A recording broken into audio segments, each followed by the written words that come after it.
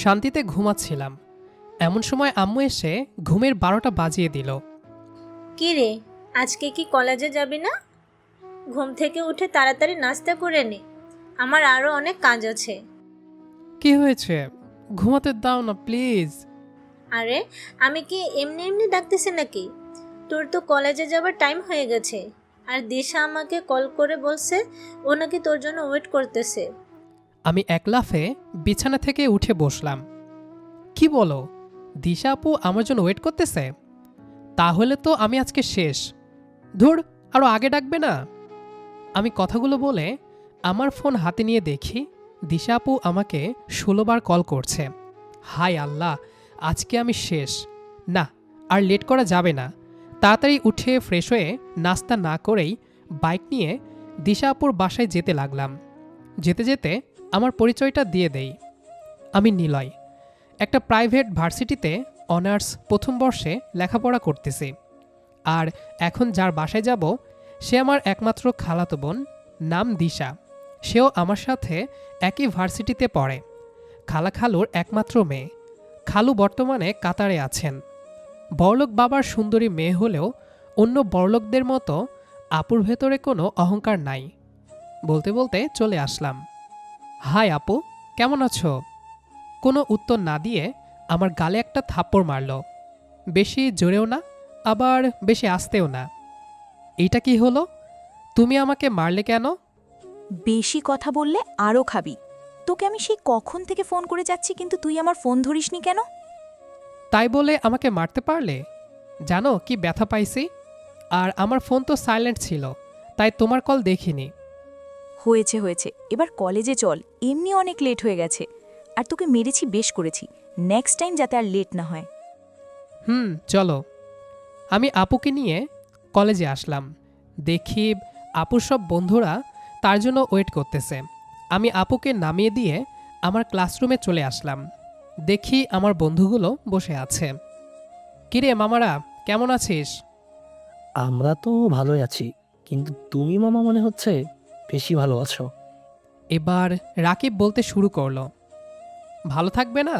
পরীকে বাইকে বসিয়ে কলেজে নিয়ে আসা, তাতে কি কেউ খারাপ থাকতে পারে? আমি বললাম, ধুর, তোরা কি যে বলিস?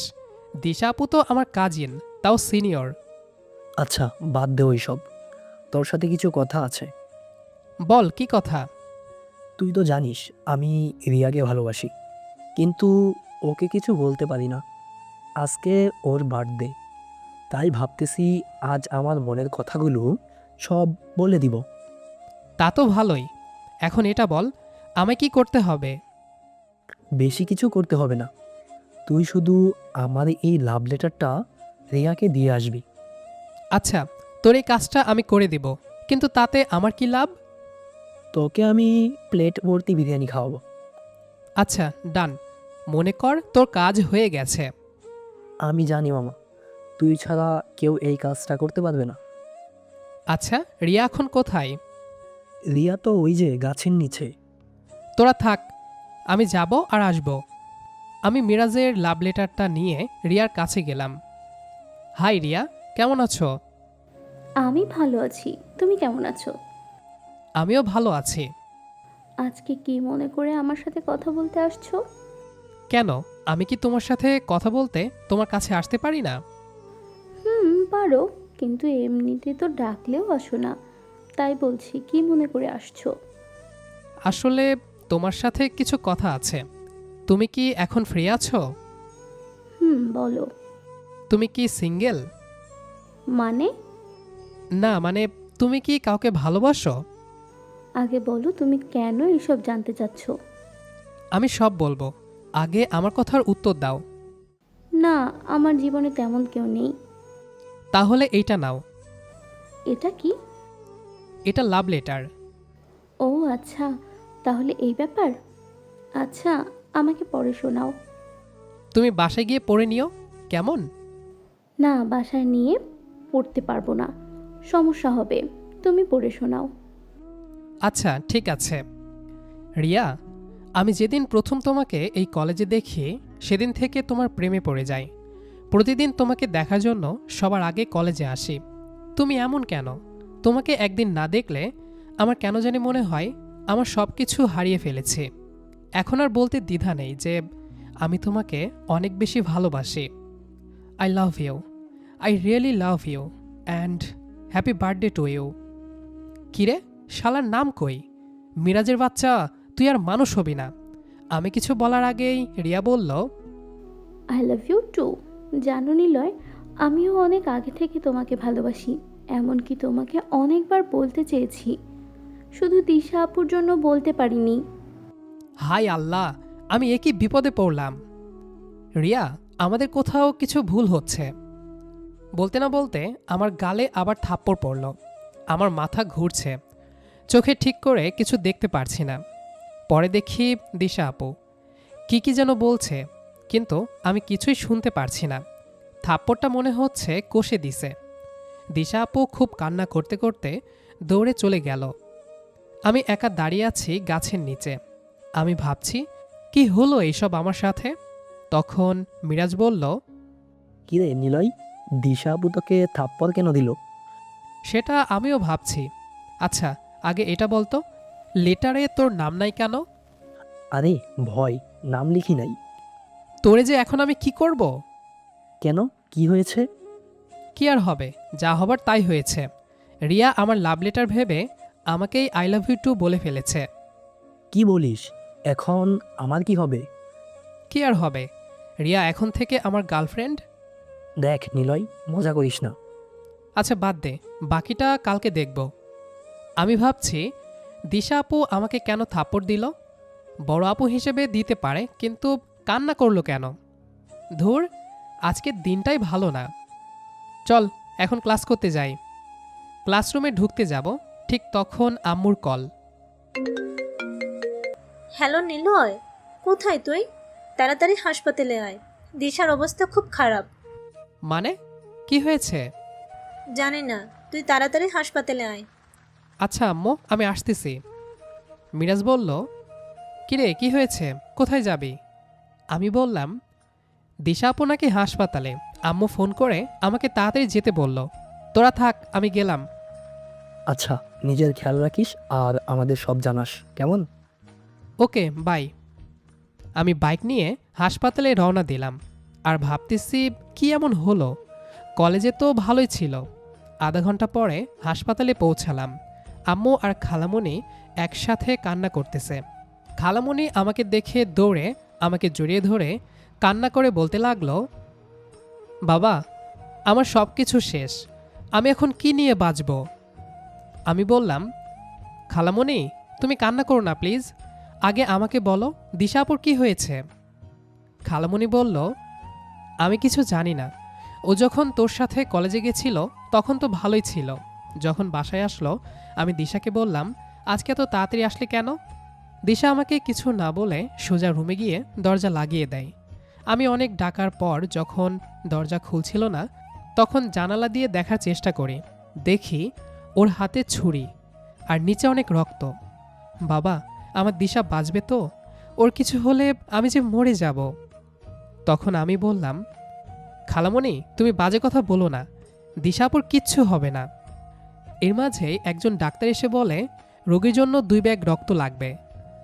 তখন হঠাৎ মিরাজের কথা মনে পড়ল। আমি সাথে সাথে মিরাজকে কল দিলাম।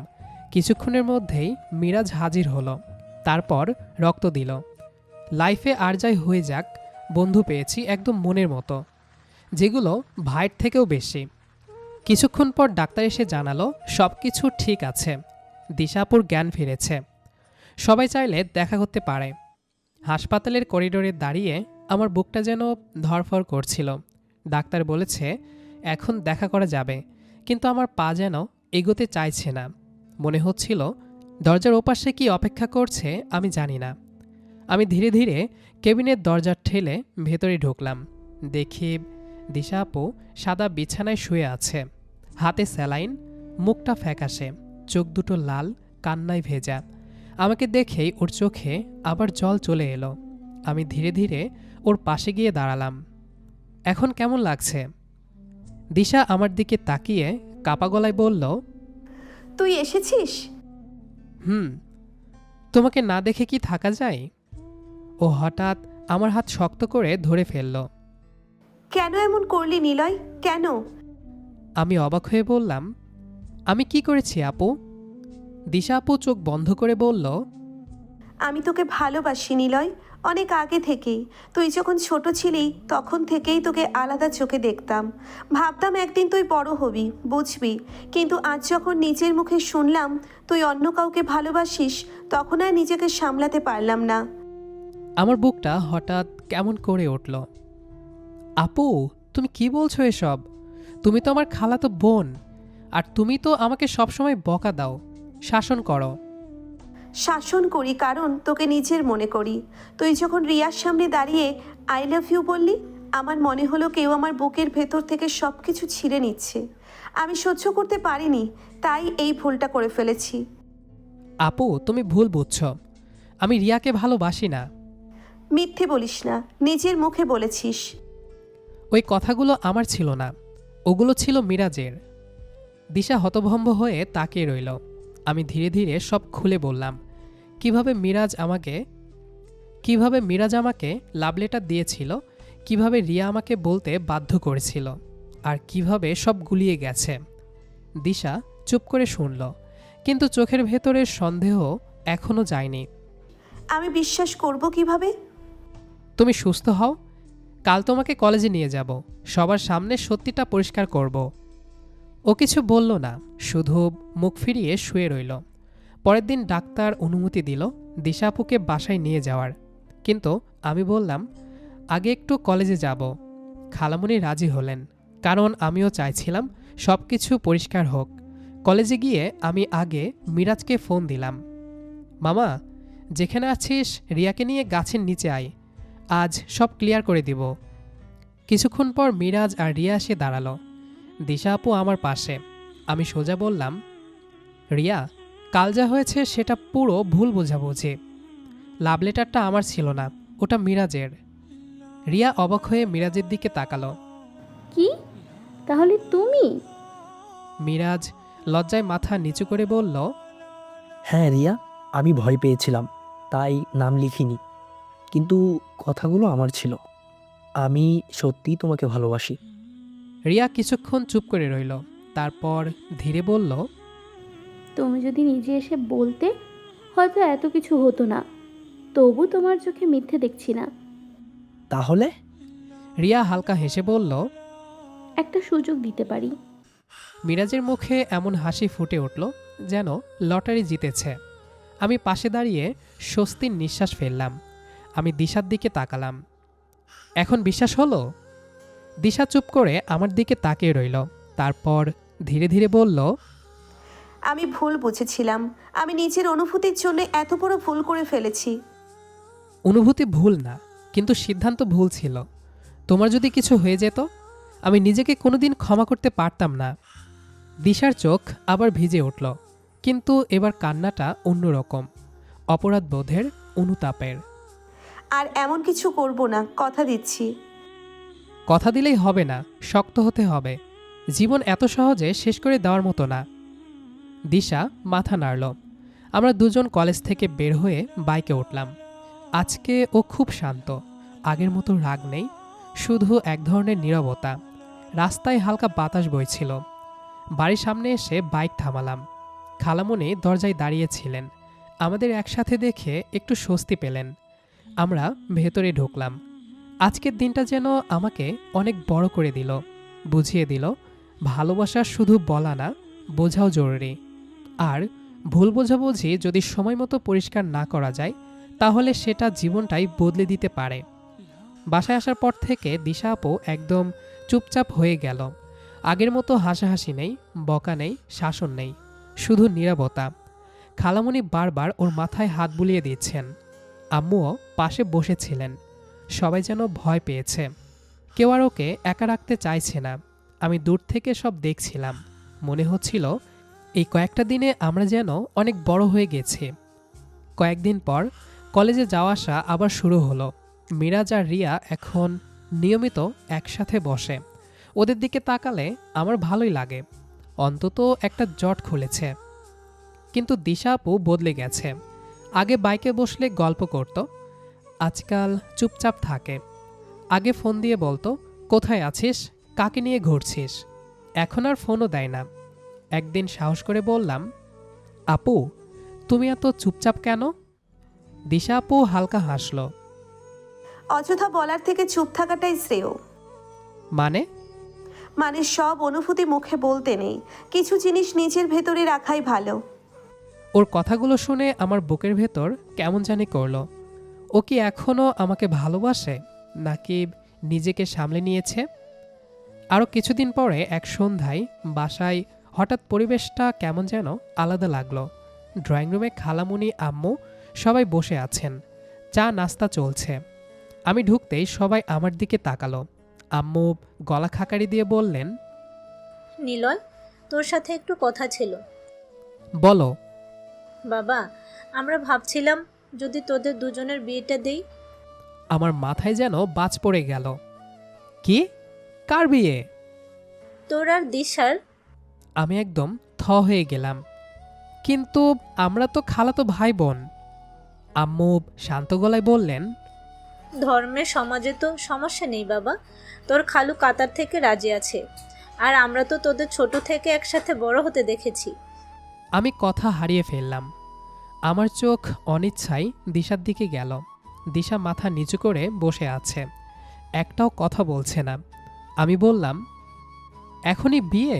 সবে তো অনার্স প্রথম বর্ষে পড়ছি। আমার অনেক প্ল্যান আছে, ক্যারিয়ার গড়ব, কিছু করব। বিয়ে মানে এখনই সংসার শুরু না, এঙ্গেজমেন্ট করে রাখলেও তো হয়।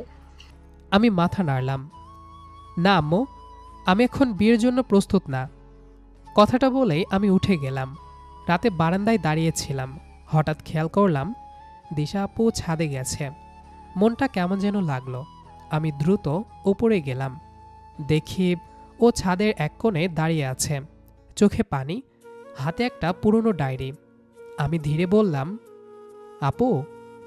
সে চমকে তাকালো। তুই এখানে কেন? তুমি বা এখানে কেন?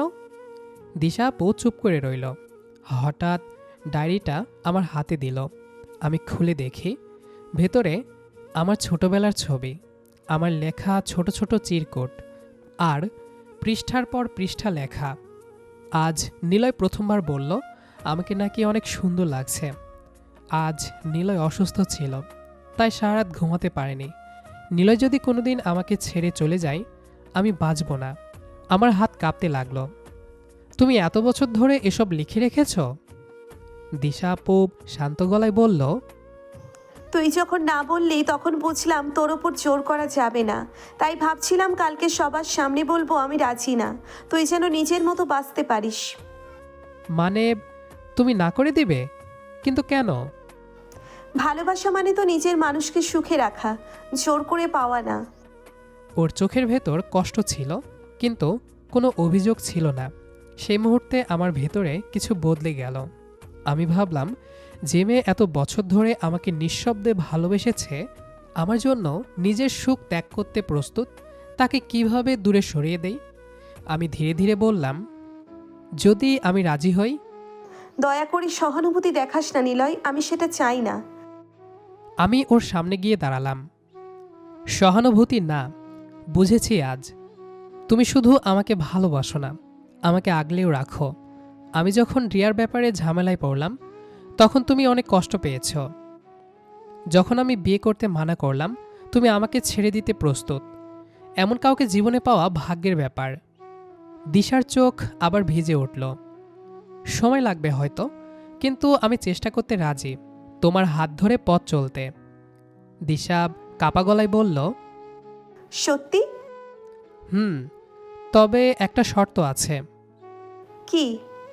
কখনো আর কোনো পাগলামি করবে না, কোনো কষ্ট হলে বলবে, চুপ করে কিছু করবে না। দিশা ধীরে মাথা নাড়ল। তারপর প্রথমবার ও নিজে থেকে আমার হাত ধরল।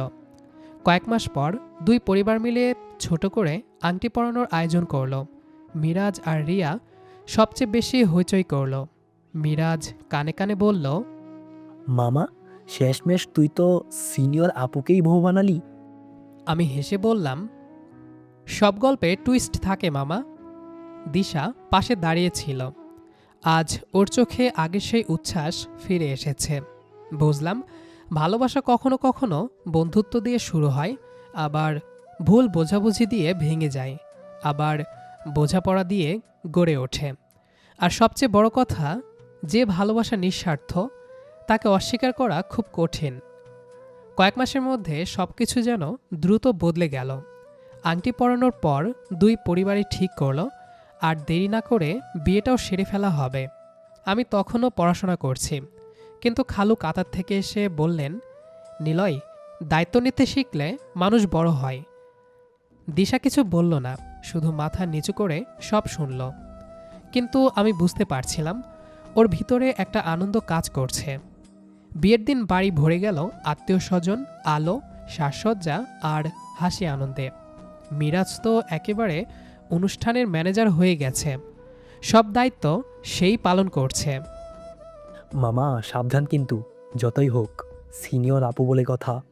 আবার ভাষণ করতে গিয়ে কিস খাওয়ার বদলে থাপ্পড় খাস না কিন্তু। তুই নিজের গার্লফ্রেন্ড সামলা আগে, শেষমেশ তো তোর আগে আমি বিয়ে করে ফেললাম। আমিও করতাম রে মামা, কিন্তু হিটলার বাপের কারণে আর সেটা হলো না। দিশা আজকে একটা লাল টুকটুকে শাড়ি পরেছে। আমি সত্যি কিছুক্ষণ তাকিয়ে থাকতে বাধ্য হলাম। এতদিন যার সাথে ঝগড়া করেছি, কথা কাটাকাটি করেছি, আজ সে আমার স্ত্রী হতে যাচ্ছে। কাবিননামায় সই করার সময় দিশার হাত হালকা কাঁপছিল। আমি আস্তে করে বললাম, ভয় লাগছে? না, শুধু মনে হচ্ছে স্বপ্ন দেখছি। সব অনুষ্ঠান শেষে যখন আমাকে রুমে ঢুকিয়ে দিল, বুকের ভেতর কেমন যেন ধুকপুক করতে লাগলো। দরজা বন্ধ করতেই চারপাশে ফুলের গন্ধ নাকে আসলো, মৃদু আলো, বিছানার চারপাশে সাজানো গোলাপের পাপড়ি। দিশা বিছানার একপাশে বসে আছে, মাথা নিচু, হাত দুটো একসাথে ধরা। আমি ধীরে ধীরে ওর সামনে গিয়ে বসে পড়লাম। কিছুক্ষণ কেউ কোনো কথা বললাম না। আমি নরম গলায় বললাম, আপু, না মানে এখন কি বলবো? দিশা মাথা তুলে তাকালো, চোখে লজ্জা আর হাসির মিশ্র ছায়া। আজ থেকে শুধু দিশা বলবি। আমি হেসে ফেললাম। অভ্যাস বদলাতে সময় লাগবে। সময় তো এখন আমাদেরই। ওর এই কথাটা শুনে বুকের ভেতর হালকা উষ্ণতা ছড়িয়ে গেল। আমি আস্তে করে বললাম, জানো, আমি কখনো ভাবিনি আমাদের গল্পটা এখানে এসে দাঁড়াবে। আমি ভেবেছিলাম, কিন্তু বলতে পারিনি। এত বছর কিভাবে লুকিয়ে রাখলে? দিশা একটু হাসল। প্রতিদিন তোকে আপু ডাকতে শুনে বুকের ভেতর একটু একটু করে কষ্ট হতো, কিন্তু আবার তুই ছাড়া আমার দিনও কাটতো না। সেদিন হাসপাতালে যখন চোখ খুললাম, প্রথম তোকে খুঁজেছি। তখন বুঝলাম তোকে ছাড়া আমি সত্যি কিছুই না। আমি ধীরে ধীরে ওর হাত ধরলাম। আর আমি বুঝেছি, ভালোবাসা মানে শুধু কাউকে পাওয়া না, তাকে বুঝতে শেখা। তুই কি আমাকে কখনো দোষ দিবি সেই দিনের জন্য? না, কারণ ওই ঘটনাটা না হলে হয়তো আজকের আমরা হতো না। কিছুক্ষণ নীরবতা। আমি ধীরে ওর ঘোমটাটা একটু সরালাম। ও চোখ বন্ধ করে ফেলল। আমি আস্তে বললাম, এত লজ্জা পাচ্ছ কেন? তুমি তো সেই আগের মতোই রাগী আপু। দিশা মুচকি হেসে বলল, কিসের আপু, বউ হই। এই কথাটা শুনে বুকের ভেতর কেমন যেন কেঁপে উঠল। আমি ধীরে বললাম, একটা কথা বলবো? বল। আমি হয়তো তোমার মতো এত বছর ধরে ভালোবাসিনি, কিন্তু আজ থেকে আমি প্রতিদিন চেষ্টা করব তোমাকে এমনভাবে ভালোবাসতে যেন তুমি কখনো একা না হও। দিশার চোখ ভিজে উঠল। আমি কোনো রাজকুমার চাইনি, শুধু এমন একজন মানুষ চেয়েছি যে আমার হাত ছাড়বে না। আমি ওর কপালে আলতো করে চুমু খেলাম। হাত ছাড়ব না, কথা দিলাম। দিশা মাথা আমার কাঁধে রেখে ফিসফিস করে বলল, আজ থেকে তুই শুধু আমার। আর তুমি অনেক আগে থেকেই আমার ছিলে, শুধু বুঝতে দেরি হয়েছে। রুমের বাইরে হাসাহাসির শব্দ ভেসে আসছিল, কিন্তু আমাদের ভেতরের পৃথিবীটা তখন খুব শান্ত। আমি ওকে আরও কাছে টেনে বললাম, একটা কথা, হুম। কাল থেকে কিন্তু আমাকে আর মারতে পারবে না। দিশা হেসে ফেলল। প্রয়োজন হলে মারবো। এখনো এত সাহস? দিশা চোখে চোখ রেখে বলল, কারণ এখন আমি অধিকার নিয়ে মারবো। আমরা দুজনেই হেসে উঠলাম। রাতটা কেটে গেল গল্প করতে করতে। শৈশবের স্মৃতি, ভুল বোঝাবুঝি, ভয়, স্বপ্ন সব মিলিয়ে এক নতুন শুরু। শেষ পর্যন্ত ভালোবাসা জিতে যায়।